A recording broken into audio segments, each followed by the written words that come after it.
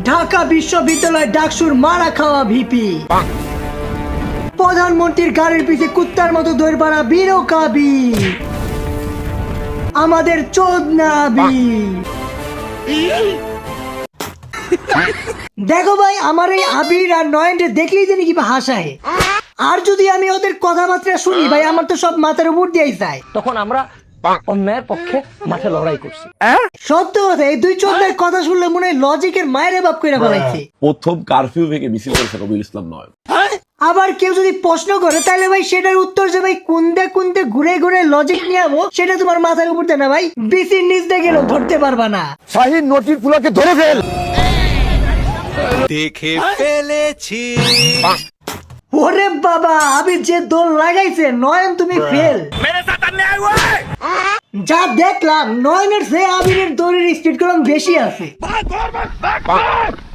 আগামীতে ছাত্র সংসদে ভূমিদোষ বিজয় নিয়ে কি মনে হইতেছে না যে এরকম ডায়লগ আগেও শুনছিলাম? হে ঢাকা বিশ্ববিদ্যালয় প্রশাসন, আমরা সবাই তারে খবর।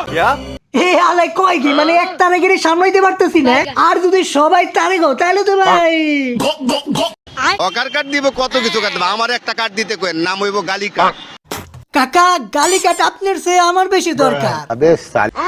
এত কার্ড দিতেছে প্রধানমন্ত্রী, আমার বিয়ের কার্ডটাও যদি দিত তাইলে আবার ফ্যামিলি কার্ডটাও পাইতাম আর কি।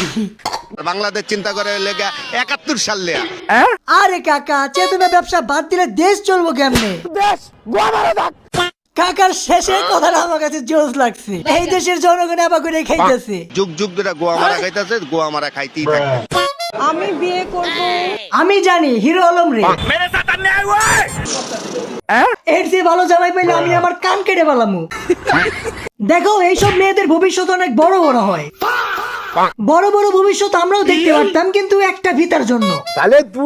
আমার এই ড্রেসটা আমি যখন ওমরা করতে গিয়েছিলাম, উমরা করার পরে এই লাল ড্রেসটা কিনছে। Are you comedy me? উমরা কতটুকু হয়েছে আমি জানি না, কিন্তু চাল চালে জান্নাতে যাবো ঠিকই।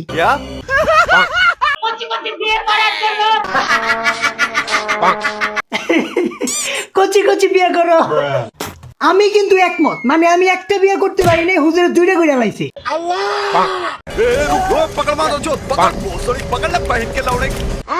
গেট মেট ভাই ভাইঙ্গা উড়ে গেলাইছে, মানে রাজনীতি আর চলবারই দিব না ক্যাম্পাসে। ইডেনের রাজনীতি চলবে না। রিল্যাক্স। সত্য কথা ভাই, আমিও চাই স্কুল কলেজে ভার্সিটিতে ছাত্র রাজনীতি এগুলো বন্ধ থাকুক। পোলাপান শিক্ষিত হয়, পড়াশোনার মধ্যে মনোযোগ দেখ, তাহলেই তো ভালো না? আপনারা দেখলেই বোঝা যায় আপনি উচ্চ শিক্ষিত।